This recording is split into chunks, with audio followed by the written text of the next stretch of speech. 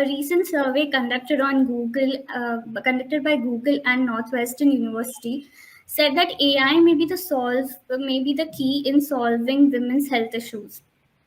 And as a person who has started uh, first IVF clinic, first who you brought tech to the fertility treatments in India. So tell us what are your thoughts on AI? Right. Now, artificial intelligence or AI is obviously the buzzword today. It's used in every field, and it's very exciting that it's come to medicine too. Now, Yeah, I'm an infertility specialist, so actually, it's very interesting because there are lots of applications that we can use in my practice. For example, now it is a new frontier, and actually, it can change a lot of decision making that we do all the time in our IVF processes. So basically, it's not a panacea to solve the infertility problem. It's not going right, to solve anything or it's not going to treat anything, but it's definitely going to help the clinicians and the embryologists to improve the success of IVF. So, in any IVF procedure, there are two main doctors. One is the clinician, and the other is the embryologist. So, there are different ways it can help both of them. So, for right. example, the embryologist is the key person who's the heart in the embryology lab. He's the main person who takes several decisions on hourly basis. For example, today we have a human being that's an embryologist looking at embryos every few hours, where he has to go into the lab physically, check the embryos. He's got to take out the embryos, check them, or take the images, video them, and probably see them. But today, Yeah, artificial intelligence, in fact, some of us are already using it. It's not something brand new for us. There's something called mhm, real-time images where we are taking, continuous videos and photographies of the embryos in the lab. And then with a whole lot of embryos, we can actually grade these embryos. Now, grading these embryos is very important because the best of the embryos have to be transferred. And, so the AI can actually help the embryologist to make decisions whether the embryo can be transferred or whether it can be frozen. So this is actually very, very exciting because, it can actually help us in the success. Similarly, these are about embryos. The embryologists can use them to select the best sperm. Now, the best sperms are typically, it's difficult sometimes in patients with severe oligoastenospermia. That means the very low counts, low motility. Sometimes where we are doing testicle extraction of sperms, where people are azoospermic, or sometimes where the morphology is poor, like the teratozoospermic patients. So this is all exciting fields there again. And for the right. clinician, the AI can actually help in decision making and personalize the treatment because the clinician is making decisions all the time.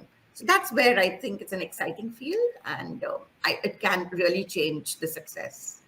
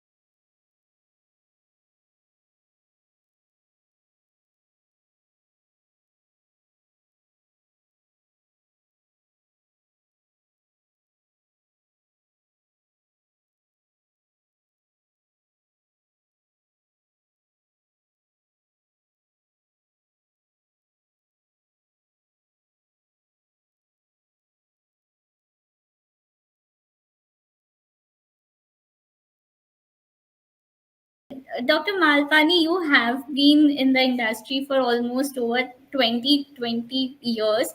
Uh, 33 years. 13 years. Oh my God. So you do have, your journey has been really remarkable in many, many ways. Uh, do you see that? Do you see we still have a long way to go when it comes to women in STEM, in science, and in medicine? Or Yeah, things have definitely changed over the last 30 years. But I feel what, just now Priya said was absolutely true, that there is a big gap. And in fact, to give some statistics, I think the total number of girls in STEM is just about 28%, which is really, really low. I think India has the most number of girls entering STEM, which is 43%, which I think is brilliant, versus US, which is just about 34%, UK is about 38%, Germany is 27%. So in fact, I think I'm really proud to say that India is doing better at these things. But yes, there's a big gap. And I feel the reasons are very obvious, like there's gender bias, there's discrimination, there are these social expectations, norms, women are yet stuck. Obviously, we have to have children, the childbearing is the onus of the woman, but men yet don't pitch in as much as they do, though they do say, yes, we do half the work. We all know that men or husbands don't really do half the work. It's always the woman who's, looking after the house, after the children. And lots of things have to be changed. The perception has to be changed. Basically, we're teaching girls, okay, fine, you're a girl, you need to do this. So all, it has to start from the very, very early ages. You don't have these kind of stereotype roles anymore. We shouldn't be saying you're a girl, you're a boy. It begins right there. And as you study, of course, things have changed a lot. But I think we have a very long way to go where, equality will be achieved. But yes, we're getting there. So I do hope, I was just going through some of the universities and what they are doing. So a lot of universities are changing their curriculum because girls find it difficult initially to, like it's a mindset. Oh, the boys are good in maths, the girls are not good in maths. So when you enter, you always, you have low confidence. There's low self-esteem, especially for engineering, for computer sciences. So what they're doing is actually changing a little bit of curriculum. They're changing the way they're marking the system. They're trying to get peer groups, they're trying to get mentors. So I think all these things are definitely going to help in the future. So let's aim for 50-50 soon. mm, yeah, let's look at it that way. Thank you so much for taking time out today and coming forward to discuss about this much discussed topic, much buzzword that's been going around of writing in the age of AI and technology. We really hope for a better future when it comes to gender equality in terms of STEM and so forth. So yeah, thank you so much, and yeah. Thank you, Ragini. I had a very good session. Thank you.